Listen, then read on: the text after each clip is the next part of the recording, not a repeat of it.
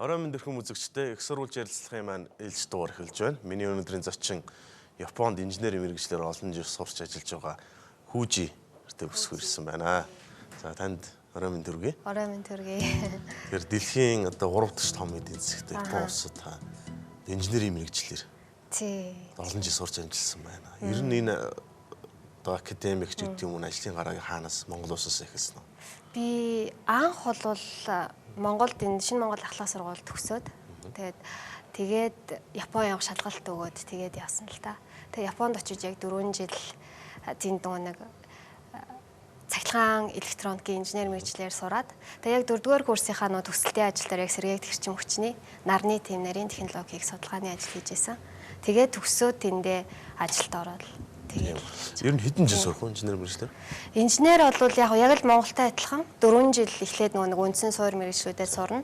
Тэгээд үргэлжлүүлээд одоо бас сураад явдаг. Би бол яг 4 жил сурчаад тэгээд шууд ажилд орсон. Хэлний бэлтгэлээ бол баг энд хийсэн үү? Шинэ Монгол Япон Монголд бол бүх одоо энэ шинэ Монгол сургууль болохоор яг ингээд бүх хим, физик, математик дээр нь ингээд Япон хэл, англи хэлгээ суурийг бол маш сайн тавьж өгөөд очоод ерөөсөө шууд хэлний бэлтгэлд орох шаардлагагүйгээр их сургуульд тийж. Энэ хичээлүүдээр илүү олон цаг үздэг гэсэн үг. Илүү олон цаг үзнэ. Олноор барахгүй их үздэг шүү дээ. Ер нь бол хагас бүтэн сайн гэхгүй тэгээд байнга сургуульд. Тэгээд ер нь энэ нөрөх цэцтгэлийн үр дүн гарсан л байна тийм. Тэгээд ер нь яг уу гарсан. Тэгээд би ч нэг хөвсгөлд ээж агаад яг анх энд шинэ Монголд ирж исэн болохоор тийм тэгээд энэ тэндээс ингэ шалгарч ирсэн тийм мундаг хүүхдүүдтэй сурна гэдэг бол бас их сайхан боломж байсан л да. Тэгээд ингээд дандаа сурлагынхаа дүнгээр жагсаачдаг. Тэгээд яг тийм болохоор тийм өрсөлдөх боломж олгож өгчээсэн. Тэгээд яг суураа сайн тавьсан. Тэг яагаад сэргээгт хэрчим хүчээс алуу сонгож байгаа? Сэргээгт хэрчим хүч би яг хөвсгөлд бол яг цахилгаан байдгүй те ла. За бүр 90-ад оны үед бол ла бити бараг олддгоо ингээ хоньны хорглоор ингээ юу асааж хийдэг байсан шүү. Тэгээд тийм цахилгаан байхгүй газараас ингээ Улаанбаатарт ирэхээр ийм сайхан цахилгаантай. Тэгээд би ер нь цахилгааны инженер бол их зүгээр юм уу гэж бодохоор за тэгээд байгалийн дулаар л одоо ингэж явагдаж байгаа. Тэгээд манай дэлхийч одоо ингээл сүүлийн 100 жилд чинь бараг 0.7 градусаар нэмэгдсэн те ийм цаг агаар ийм өөрчлөлт явагдаж байх тэр нь нүүрс олвол бүтэхгүй юм аа. Тэг агаар маань ямар агаа лээ те. Тэгэл ер нь сэргээгт хэрчим хүч их зүгээр юм байна гэж бодсон. Тэгэл яг нөө шинэ Монгол ахлах сургуулийн маань галаа багш их тийм найзтай. Тэгээ тэр найзаасаа бас надад зөвлөгөө авч тусалж өгсөн л дөө. Тэгээд ер нь чи юм нарны эрчим хүч энэ төр гэвэл Монголд ер нь ирээдүйтэй байж бас магадгүй шүү чи яасныг судалж үзэхгүй юу гэд. Тэгээд нэрээ бас байж болох юм гээд өөрөө судлаад тэгээ Японд явахтай бол яг энэ мэргэжлээ сонгоол. Өөрөөр хэлбэл нарны эрчим хүч гэдэг нь Монгол бол харьцангуй юм сэлмэг шүү дээ тийм ээ. Айгуу сайн. Одоо Монголд яг сэргээг нар сайлх уус гэл ингээл айгуу олон тийм сэргээгт хэрчим хүчний нөөцтэй л тоо. Ер нь бол яг нэг Америкийн тэр нэг Enel гээд тэр эрдэм шинжилгээний ажилтнууд бол судалгаа хийсэн юм билээ. Тэгээд 2600 гигаваттын одоо тийм хүчин чадалтай юм байна л да. Тэрний 1500 гигаватт нь болохоор зөвхөн нарнаас ингэж гаргаж авах тийм боломжтой байгаа байхгүй. Та одоо жишээ манай Монгол улсын 1 жилийн цахилгааны хэрэглээ бол 1 гигаватт орчим байдаг байхгүй. Тэгэхээр тэрний 1500 гигаватт гэдэг чинь асар их нөөцтэй улс аахгүй. Уг нь бол манай тий. Яаж нарны эрчим хүч одоо зүгээр энгийн тайлбарлая л та. Нар туслаа. Тэр нарны хурц гэрлийг л одоо цахилгаан эрчим хүч болгоно гэсэн үг. Тийм ер нь яг хоёр төрлийн үйл явц нь ямар юм байдаг юм бэ? Хоёр төрлийн юм байдаг. Яг нарны нэг нь болохоор одоо thermal solar, нэг нь болохоор photovoltaic гэдэг. Нэг тэр photovoltaic гэдэг нь бидний мэдж байгаа нь бол нэг нарны хавтан байгаа шүү дээ, тий. Нөгөөх нь болохоор одоо нэг дулааны одоо хуримтлуулж аваад олон дулааныг хуримтлуулж аваад ингэж усыг халаах маягаар ингэж эрчим хүч гаргадаг. Тэгээд би болохоор яг тэр фотоволтаик гэдэг чиглэлээр сурсан учраас тэрний талаар жоохон ярьсан дээр ах те. Тэр нь болохоор нэг нарны одоо энэ гэрлийг шингээж аваад тэгээд тэр нарны гэрлийн фотонууд чинь нэг жижиг химийн талцд ийм зөв талцтанд оруулсан ийм давхарга үүссэн байгаа шүү дээ те. Тэр нь бол одоо 2-ын 10-ын хасах 6 зэрэгт. Та өсний хүний ширхэг нэг өсний ширхэг чинь бол 100 гөрчг 10-ын хасах 6 зэрэгтэй байдаг байхгүй юу? Хүний өсний ширхгээс 50 дахин бага тийм хэмжээтэй юм давхарга гол ерөөсөө нарыг тэгж өөрчилж цахилгаан болгож өөрчилж байгаа байхгүй юу? Та яг энэ чиглэлээр би яг төслийнхаа ажлыг энэ чиглэлээр хийгээд компани дээрээ ч гэсэн яг 2 жил яг энэ судалгааны ажил хийж байсан л да. Тэгээд яг тэр гэрлийн фотоныг л цахилгаан болгож гаргана. Тэр нь болохоор ерөөсөө л энэ нэмгэн юм талцдуулт PN хандуутай хагас дамжуулагч гэдэг тийм ярихад бол их нарийн л да. Ер нь тийм хагас дамжуулагчийн юм талцчилсан ийм элементийг л одоо гэрлийн фотоноор өдөөж өгч электронын сугарн гарч электрон урсаж цахилгаан гарна гэсэн утга. Та одоо Японд Shell Oil гэж байна тийм. Shell тийм. Энэ Shell Oil гэж нь Royal Dutch. Royal Dutch-ийн Shell нь Японд дах Shell-ийнх нь одоо 2011 оноос бол одоо яг 30-аад жил бол яг энэ нарны эрчим хүчийн судалгаа хийж явсан юм байлээ. Нэг 4-5 хаан хүн ерөөсөө л 4-5 л хүн штэ. Тэгээд маш сайн үр дүн гарсан. Тэгээд ерөөсөө л их хэмжээний хөрөнгө хаяад санхүүжилт хийгээд одоо үйлдвэр байгуулсан. Тэгээд компани агуулсан. Тэр нь бол Solar Frontier гэж ер нь японочууд бол Solar Frontier гэдгээр нэг сайн мэднэ. Тэгээд яг тэр компанид би ажилладаг юм л да. Тэр компани гэсэн. Тэгээд та хэллээ шүү дээ. Нэлээд олон жилийн турш цөөн хүн явж ирсэн. Ер нь энэ сэргийгт эрчим хүчний төслүүд их өртөг өндөртэй байдаг юм яа тийм.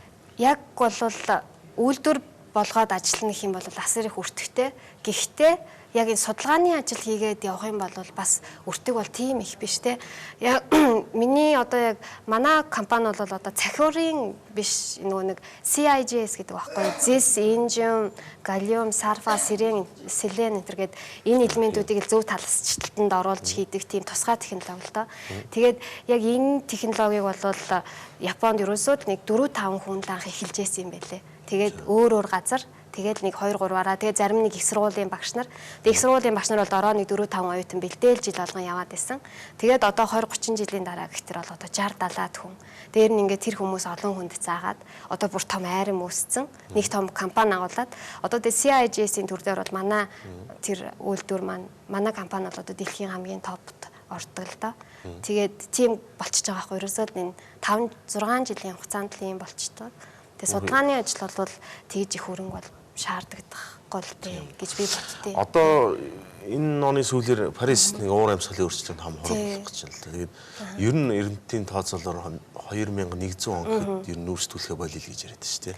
50 он гэхэд манайх болохоор нүүрсээ сайжруулъя. Бараг үндэсний том баялаг болгох чинь дахиад байдаг. Гэтэл дэлхий болохоор өөр тийш яваад байна шүү дээ. Тийм. Би ингэж боддتي. Нүүрс болвол би нэг саяхан нэг юм уншижсэн нөө Bill Gates ингээ бичсэн байлээ л дээ тэр юун дээр тэр нэг Wall Journal тэрэн дээр бичсэн байсан энэ энергийн хувьсгал гэдэг нь их олон жил явагддаг хүн төрөлхтөн одоо энэ одоо юу гэдгийг те мал өвс одоо энэ мод энэ төр ингэж түлж агаад нүүрс рүү шилжих хүртэл 400 мянган жил шаардлагцсан гэж байгаа байхгүй юу. Тэгээд нүүрснээс одоо дараагийн 90 жил ороход бол бас тэр хэмжээний хугацаа шаардагдана. Угаасаа яарах хэрэггүй. Гэхдээ бид нэр энэ хувьсгалыг бол хүн нэг бүр одоо ухамсарлаж хийх шаардлагатай. Яагаад тэгэхээр тэгээд дэлхийн дулаалтай холбогдуулаад бол улс орнууд одоо ингээд 20-30% гэдэг ингээд юу гол өөрсөндөө ингээд юу тавьсан байгаа шүү дээ тий. Одоо жишээ нь Япон гэтэл 20% ч гэдэг юм уу Монгол гэдэг маань одоо 2030 он гэхэд 30% нийт зэрэг эрчим хүчнийхээ аюуг хангана. Америк, Франц Америк, Хятад, тэгээ Бразил бас байна. Африкийн орнууд хүртэл маш их тийм зорилго тавиад ажиллаж байгаа. Тэгээ энэ бол тийм хэцүү тоо биш байхгүй. Манай Монгол орн ч гэсэн Монголд маань бол одоо нийт эрчим хүчний 7.5% нь сэргээгт эрчим хүч болоо явж байгаа л да. Одоо тий салхитын юу өнтергээ 50 мегаватт энтергээд тий. Тэгээ бас өөр жижиг бас жоохон станцууд байгаа. Тэгээ би яг хуу жоохон судалгаа хийж үзсэн л дээ нөө Монголд ажиллах Монголд одоо манай компани сонирхлоо нэмэгдүүлэхэд ямар юм байд ингээ Монголын нөгөө нэг эрчим хүчний талаар судалсан. Тэгэхэд яг нэг 16 17 он гэхэд бол нэлээд олон том тийм цахилгаан станцууд нарны цахилгаан станцууд энэ байгуулагдах юм байлээ. Тэгээ энэ бол яг жамисороо ингээд явна тий. Тэр тэгтээ нүүрс бол гол юу байна гэдэг бол бас нэлээд хэсэгтэй байх. 100 он гэхэд бол бас л нэг нийт эрчим хүчний 50-60% эзлэх л байх гэж би боддөө шүү дээ. Одоо нийт дэлхийн эрчим хүчний дөнгөж 1% л нарны эрчим хүч байгаа байхгүй юу? 100% гэж тооцох юм. 100% гэж тооцох юм бол. За хамгийн их нь хаана хэрэгжилж байна? Хамгийн их нь бол одоо Америк байна, Энтхэг байна. Тэгэл Хятад бас орж ирж байна. Хятад бол сүүлийн 4-5 жил бол асар их нэмэгдүүлж байгаа. Тий. Асар хятадууд бол бүр төрийн бодлоготой дэмжиж байгаа байхгүй юу? Одоо нэг ваттын эрчим хүч хийхэд бол одоо юу гэх юм 80 цент зэр одоо 1 ватт нь 80 центээр ингэж үйлдвэрлэх хэмжээтэй байлаа гэхэд хятадууд засгийн газраас тэрийг мөнгөөр дэмжиж 60 центээр 50 центээр гээд одоо нэг үйлдвэрлэгчтэй их хэмжээний мөнгө ингэж санхүүжилт хийгээд тэгж яаж байгаа юм бэлээ. Тэгээд манай яг нэг компани захирал биднэрт нэг ярьж байсан л та нар бид нар бол одоо энэ дэлхийн олон компаниудаа өрсөлдөж байгаа биш. Бид нэр хятадын засгийн газартай өрсөлдөж байгаатай адил хэмжээний одоо ийм хятадууд одоо ингэж их мөнгө санхүүжилт хийж шүү. Татаас маягаар гэсэн үг шүү дээ, тийм үү? Тийм учраас бид нэр удам илүү технологио сайжруулж, хятадууд бол технологи дээрээ тэгж яхахтар сайжирдаг байхгүй юу? Захиураа ингэж бэлэн гадаадын энэ Германы ч юм уу те Америкт, Японд гэсэн энэ технологиг бэлэн оруулж ирэл машиныг нухсраад гаргадаг, асар их хэмжээгээр үйлдвэрлэж гаргадаг. Технологи тал дээр бол муу л та. Технологиор бол Япон, Америк, Германчууд их сайн, бас Швейцар хүмүүс бол бас их сайн байдیں۔ Тэгээ ер нь бол яг технологи талдаа бол сүүлийн үр дүн гарч байгаа нь бол Америкууд бол маш их сайн гаргаж байна. Тэгээд энэ ер нь эрчим хүч гэснээс хүрээлэн буу орчинд хамгийн хөнөөл багтаа нь ер нь нүүрснээс бусдыг л яриад байна шүү дээ, тийм. Нүүрс шатдаг тосноос бусдыг. Тийм, ер нь бол нийт энэ юу штэ инертийн хийнүүд л штэ ер нь одоо энэ нүүрс 100 өнтер гэл энэ нүүрс ус төрөгчийн дэлхий дээр гарч ялгарч байгаа 3-2-ын л одоо энэ цахилгааны нүүрснээс гарч байгаа гэсэн тийм тооцоол байд юм билэ. Тэгээд бодохоор энэ 3-2 нь алга болчих юм бол шал өөр болно л да. Тэгээ ер нь яг хойч үедээ хүн чинь нэг амьдрахад 60-70 жилээр амьдрын штэ 80 жил. Тэгээд нэг ирээд буцахын хооронд ингэж амиа хичээж одоо юу хийн санхүүжилт эцөөч гэдэг юм тэгж ерөөсөө болохгүй. Хойч үедээ ийм сайхан Монгол оронтой сайхан энэ байгаль дэлхийг үлдээхийн тулд бол ерөөсөө үнэтэйч байсан мөнгө хаях хэрэгтэй. Ер нь тийм ажил хийж байгаа юм тийм. Хаан ч байсан баян ч ядууч агаар амьсгал. Агаар амьсгал нь яг ингээ хоолтой адилхан хэмжээнд бид нар хоол хувцас машин түрүүнд хичнээн хүн зарцуулж байгаа лээ. Тэгсэн мөртлөө одоо Монголд бол одоо цэрэг төрчим хүч хөгжихэд бас нэг хэцүү тал бий байдаг гэж ажиглагдсан. Эрчим хүчнийхээ үнийг яг ингээд барьцдаг те. Ингээд ерөөсөө засгийн газраас хаан ч байхгүй айгүй хямдхан мөнгө төлдөг бид нар. Тийм учраас мөнгө тэр тогоо хайрлаа гэсэн сэтгэл бол ер нь бол боломжийн хүмүүст байхгүй шүү. Ер нь тэгээд тогтоо унтчихдаг те. Телевизээр асаалтаа тэр чинь ер нь орхичдаг. Ийм бол байж байгаа. Ядад зуны үйлрэл тийм ээ. Зуны үйлрэл жишээ нь Солонгос, Япон ч өндөр өсч байгаа газ унтраач явдаг шүү дээ. Унтраад байгаа юм. Манайд өвөл бол хэцүү байх тийм ээ. Зун бол тэг хязгаарлагдах боломжтой шүү дээ. Хязгаарлагдах боломжтой. Тэгээд гол нь энэ чөлөө төрсөлтөө гэдгийг л бий болгох хэрэгтэй юм л да. Энэ бас төрөө зохицуулдаг салбарлаа тийм ээ. Тэгээд угаасаа одоо л яригдаад байгаа шүү дээ тий. Магадгүй эх жил 2-3 жилийн дараа ингээд чөлөө төрсөлтөнд ороод эхэлчих юм бол угаасаа нүүрс ал шахагдаж эхэлнэ. Маш хямдрна. Одоо салхи бол нэлээд хямд. Одоо ер нь салхитын станцыг Америкийн мянган хөгжлийн сангаас байгуулсан баг тийм ээ. Энэ станц ер нь одоо 30 жилээр ажиллаж байгаа юм. Ер нь бол их сайн ажиллаж байгаа гэж би ойлгосон. Гэхдээ би бас сайн мэдэхгүй байна. Гэхдээ сайн ойлгож байгаа. Гэхдээ яг ингээд их хүндрэлүүд гардыг юм шиг байлээ. Нөгөө нэг яг тооцоо Монгол Улсын засгийн газрууд их юм өндөр үнэтэй худалдаж авч байгаа. Тэгээ яг тэгээд нийлүүлэлтэн дээр хийх тэр санхүүжилтэн дээр орж ирдгүү ч юм уу тэгээ жоохон алдагдaltaй ажиллаж байгаа гэж би ойлгосон. Тэгэд ийм одоо цахилгаан станцууд ийм алдагдaltaй ажиллаж байхад одоо бизнесийн энэ салбарт орно гэхтэр одоо итгэл найдвар муутай орж байгаа байхгүй юу. Тэгээ яг ийм нэг сайхан тийм орчныг бүрдүүлээд өгчих юм бол манай Монгол улсын засгийн газар санхүүжилт хийхгүй байсан ч гэсэн гаднаас угаасаа санхүүжилтүүд ороод ирчих бүрэн боломжтой л гэж би бодлоо. Манайд болохоор ингээд зүгээр ер нь хүн амынхаа төвлөр хотчлт бол угаасаа дэлхий дээр явагдаж байна тийм. Нэг том улсын эдийн засаг эрчим хүчний хэрэгцээ гэж ярих оронд Улаанбаатар шүү дээ. Том хот ч юм уу. Хөдөө уул тийшээ заавал нэг сумын төврөг ч юм уу цахилгааны шугам татаад байх шаардлагагүй зарим ирээд байдаг. Их хүнтэй л дээ одоо. Угаасаа 2,000 ч юм уу 3,000 хүн зориулж цахилгааны системд ямар хэрэг байгаа ингээд яриад байна л да. Та энэ дээр үгүй юу? Би бол бас тийж боддог. Яг одоо жижигхэн хэмжээний те жижиг оврын цахилгаан станц байгуулчаад тэгээд тэрийг одоо ингээд сайн арчлаад явуучих юм бол их боломжийн. Гэхдээ ганцхан наарч гэдэг юм уу ганцхан салхи гэдэг маань бол бас учир дутагдaltaй. Яагаад тэгэхээр байнга нартай байна гэхгүй байнга одоо тэгээ салхитай байна гэхгүй тэгээд өдөртөө яачдаг шөндөө гэд. Тэгээд яг тэрийг ингээд байгуулна гэхээр одоо манай Патра их үнэтэй одоо тэрийг хуримтлуулахтай өдөр хийсэн юм шүүний ингэж хуримтлуулах материал бол маш хүнтэй учраас яг бас тооцоолоод үзэхээр адил хэмжээнд очичдаг бас тийм тал байд юм шиг байлээ. Тийм болохоор одоо яг манай засгийн газар ч гэдэг юм энэ улсын мундаг хүмүүс бол яг л одоо тулгамдаад байгаа асуудлаа яг шийдэрлээл яваад байна гэж би боддтой юм л да. Гэтэ ирээдүйд бол одоо залуучууд маш ихээр сэргээгт эрчим хүчийн чиглэлээр суралцж байна, өөрчлөгдөн гэж боддтой шүү дээ. Тэгэд 2011 онд тийм ээ Фукушимагийн их ослуулсан шүү дээ. Цөмийн бодис алдагдсан юм. Тэгээ ер нь Японы эрчим хүчний салбарын тэр энерги нийлүүлж байгаа зүйл бүтсэн ч гэсэн өөрчлөгдөж байна. Саяхан бол гэхдээ реактор нээсэн баг тийм. Нээсэн. Ер нь Японы олон нийтийн цөмийн эрчим хүчээ улсынхаа ирээдүйг гэж үздэг юм уу? Эсвэл эсэргүүцээд байгаа юм уу? Та ер нь хандлагын явддаг. Би анзаарахтаа хоёр хуваагддаг яг л манай улсад өрчөж. Одоо энэ Абе гэдэг одоогийн ерөнхий сайд бол угаасаа цөмийн эрчим хүч бол маш хямдхан, нүүрснээс хямдхан те. Энэ цөмийн эрчим хүчийг бид нэр ашиглах юм бол энэ их мөнгө эрчим хүчиндээ бид нэр хаях шаардлагагүй маа гэсэн ер нь тийм бодолтой.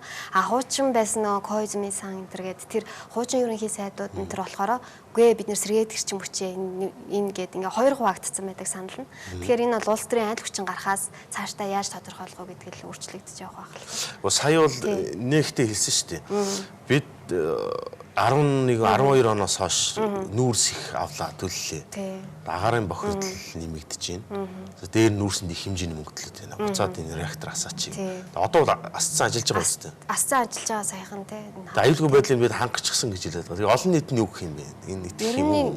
Япон хүмүүсийн хандлага бол их дургу. Одоо юу гэх юм цөмийн эрчим хүч гэдэг бол те маш их хизээч одоо те маш удаан хэдэн зуун жилээр алга болдгоо те. Тэгж үлдний тийм чинь бас л байглаад дэлхийгээ аврах гэж байна гэл бас газар доорох дээр нэг одоо хит ягаан туяа гаргадаг те тийм хортой юм аачаад болчихно гэдэг бол тийм сайн юм биш л те. Гэтэ бол 2012 оноос хойш Япон маш их хэмжээний өндөр үнэтэй одоо 1 ваттыг $0.5 худалдаж авч ирсэн байхгүй юу? Гаднаас 2012 үгүй нарны сэргээгт эрчим хүчнийхаа үнийг тэгж одоо худалдаж аваад бусад ард иргэдээ зарахтаа 0.25 гэдэг ингээд алдагдaltaй засгийн газар тэр зөрөөг нь төлөөд ингэж ажиллаж байсан. 50% татаас өгсөн юм. Ингэж 50%. Тэгээд тэр нь бол одоо багаар багасгаж байгаа. Тэгээд энэ жил бол ерөнхийдөө нэг $0.25 200 тийм орчим болгосон. Тэр нь одоо манай Монголын сэргээгт эрчимний сэргээгдэх эрчим хүчний хууль дээр гаргасан тэр манай тэр хууль дээр бичсэн мөнгөнд дүнтэй яг адилхан байгаа байхгүй. Тэгээ манай Монголын засгийн газар бол одоо хуулиа бол баталсан 2007 онд. Тэгээд яг $0.25-20-оос одоо $3 хооронд бид нэр ингээд тань худалдаж авнаа гэдэг. Ингээ хууль батлагдсан мөртлөө яг ингээд хийгээд явна гэх тэрс хүндрэлтэй гэж би ойлгосон. Тэгээ Японы одоо эрчим хүчний одоо тэр хэрэгэлдэг түвшин ингээд аваад үзэх юм бол ямар бүтцтэй байх вэ? Нүүрс байгалийн хийж юм уу? Нүүрс байгалийн одоо маш их нэмэгдэж байна шүү дээ. Сүүлийн үед бол биомасс байна. Тэгээд салхи бол байхгүй, нар их байна. Сүүлийн үед бол нар одоо сая 2-3 жил бол ерөөсөө өдөр бол айгүй олон том төслүүд ингээл байнга орж ирдэг. Цаашдаа ч гэсэн ер нь нэмэгдэх төлөвтэй. Том зах зээл байна гэсэн. Том зах зээл байна тий. Ер нь одоо тань шиг юм залуу тэгээд дэлхийн том компанид ажиллаж байгаа гэдэг чинь мэдээж өндөр ур чадвартай байж таарна. Ийм залуусд яагаад Монголд ирэхгүй байна? Яг хуу би бол ирнэ гэж боддог. Гэхдээ яг шууд ингээд сургуулаа төгсөөд Монголд ирэхээр бол ажлын туршлага байхгүй те. Яг ингээд хаанаас нь эхлэхээ мэдэхгүй тэгээд бас тийм хүмүүс бол би бас нэлээд харж байсан. Тийм учраас би яг л өөрийнхөө яг ирээд зорилго тавиал анх Японд явсан л та. Шинэ монголч нөгөө нэг анх ингээд Япон явахтаар одоо анхны сэтгэл яг чи юу их гэж Япон явж байгаа гэж бичүүлж авдаг те. Тэг яг тэр үедээ би юм бичээд явж исэн. Тэгээд яг Японд ч буцаад төгсөөд ирэхэд би нэг жил нэг судалгаа хийсэн те 4 жил их сургууль сурсан. Тэрнээс өөр надад ямар ч туршлага байхгүйсэн. Тэгээд би яг ингээд тэрийгэ бодохоор би яг шууд ингээ Монголд очиод ажиллана гэвэл бас арай л би шал өөр чиглэлээр ажиллаад явах нэг боломж. Тэр үед бол ерөөсөө ийм сэргээгт эрчим хүчин төр гэдэг бол нэг хөгжөөг байсан л да. Тэгээд би яг өөрөө мэрэгчлэрээ олж ажиллая гэд. Тэгээ шууд ороод ажиллах бас хэцүү. Одоо шалгалт бол маш хэцүү шүү дээ тий. Тэгээ би нэг өөр газар ажиллаж агаад тэгингээ одоо шөнө 11 хүртэл 2 хүртэл тэр одоо шалгалтандаа бэлдэж нөгөө нэг яг мэрэгчлэрээ ажиллах тэгж яж орж исэн. Тэгээ яг хуу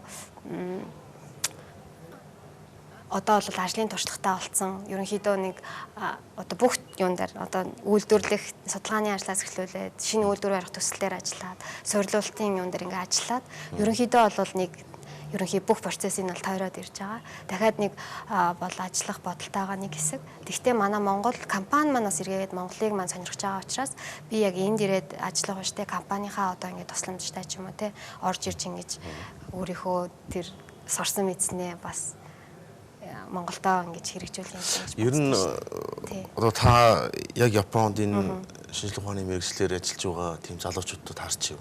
Айгүйх байдаг. Ялангуяа нөгөө нэг Монголын Японы засгийн газрын зардлаар явсан одоо тийм мундаг хүмүүс маш их байдаг. Гэхдээ манай монгол хүмүүс ч их монгол амьтаа штэ. Ер нь л Монголдоо харна гэсэн айгүйх тийм хүсэл эрмэлзэлтэй. Ер нь бол эхнээсээ ирээд эхэлсэн. Тэгээд яг бүр нарийн технологиор сураад явдаг хүмүүс бол Монголд ирээд ажиллахад тэр багж нь байдгүй, яг тэр орчин нь байдгүй учраас тэндээ байгаад байдаг. Гэхдээ энэ бол одоо их сургууль дээр ч юм одоо жижигхэн лабораториуд нээчих юм бол тэр хүний ажлын байрыг бий болгох чинь гэсэн үг л дээ. Тэгээд тий нэг жижигхэн машинтай хэмжилтийн машин бол бүх сургуулиуд байх шаардлагагүй шүү дээ. Нэг улстай нэг ганцхан тийм том төвтэй хэмжилтийн төвтэй тэгээд үнтэй бүх юмнуудыг нэг авчраал тавьсан. Тэгээд сургуулиуд ээлжээр ингэж яадаг. Японд бас тийм байдаг л да. Үнтэй тийм хэмжилтийн машинууд бол дундаа ингэж яадаг, ажилдаг. Тэгээд энэ одоо манай боловсролын тогтолцоон шинжилгээ гэж ярьдаг юм аа. Энэ гадаадын улсанд бол байдаг. Их сургуулиуд хажуудаа судалгааны байгууллагатай. Лабораторитой ч юм. Тэр нь нөгөө аж үйлдвэр компаниудтайгаа шууд холбоотой байсан. Одоо бас зарим сургуулиудаас хийх гээд үзээд байх шиг юм тий.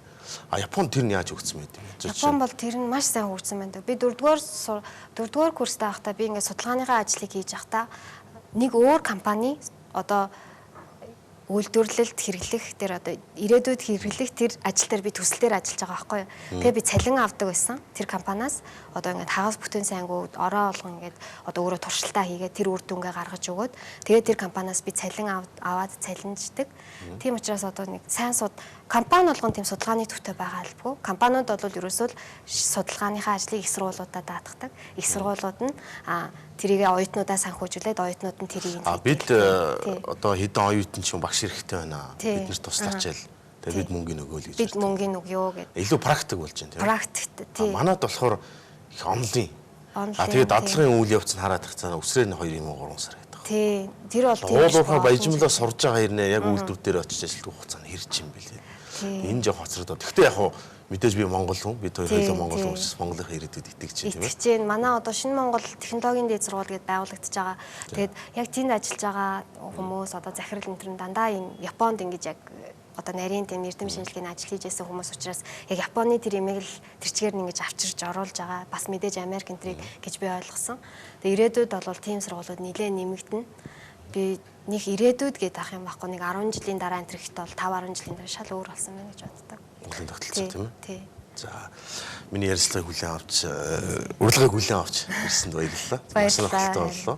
Тэгээд тань шиг юм Монголын чадварлаг залуус яслангуй шинжлэх ухааны мэргэжлийн хүмүүс их нутагтаа ирж ажиллаж багшилж оюутнуудаа бас ажиллалаа бэлтэн нэгтгэх найдаж байна. За баярлалаа Ерөөл Атар шиг. Тий. Танд бас ажлын юмд амжилт хүсье. Их сурвалж ярилцлагын ээлж дугаар өндөрлөө. Ирэх бям гарагт иргэн уулзъя.